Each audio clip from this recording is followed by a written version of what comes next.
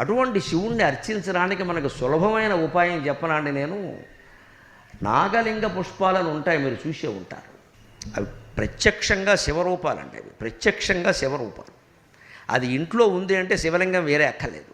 అంతకంటే తోటలోనే ఉండి అక్కడే మనం వెళ్ళి చూడగలిగితే అంతకంటే గొప్ప భావన ఇంకోటి లేదు. మనతో పాటు 10 మంది చూస్తారు, చాలా అందంగా ఉంటుంది. వాటిని చూడండి సరిగ్గా, వాటిని పాండవులు కౌరవులు పుష్పాలను కూడా అంటారు కొన్ని చోట్ల. మధ్యలో శివలింగం ఉంటుంది సరిగ్గా, చుట్టూ ఇలా కేసరాలు ఉంటాయండి, పైన ఇలా పడగ విప్పినట్టుగా ఉంటాయి. సరిగ్గా 5 ఎన్నో ఉంటాయండి ఇక్కడ పైన కేసరాలు, కింద మళ్ళీ చుట్టూ ఉంటాయి. నాగలింగ పుష్పాలు అంటే సరిగ్గా శివుడు అలా అవతరించాడు, శివలింగం అవతరించింది, పైన పాము పడగ. ఒక ప్రకృతిలో ఒక పుష్పం అలా ఉండడం ఎంత విచిత్రం అండి. భగవంతుడు తన తత్వాన్ని ఈ రూపాల ద్వారా ప్రదర్శిస్తున్నాడు అనడానికి ఇంకేమైనా ఉదాహరణ కావాలా? అంటే ప్రకృతిని పరిశీలిస్తే భగవద్ దర్శనం అవుతుంది మనకి. అది కేవలం పువ్వు అనుకోకూడదు, దాన్ని కొయ్యక్కర్లేదు. ఆ నాగలింగ పుష్పాన్ని చూడండి మీరు. దానికి ఎందుకని లెక్క? భ్రమరకీట న్యాయం అని సాహిత్యంలో ఒక న్యాయం ఉంది, భ్రమరకీట న్యాయం. దాంట్లో ఏం చెబుతారంటే లెక్క,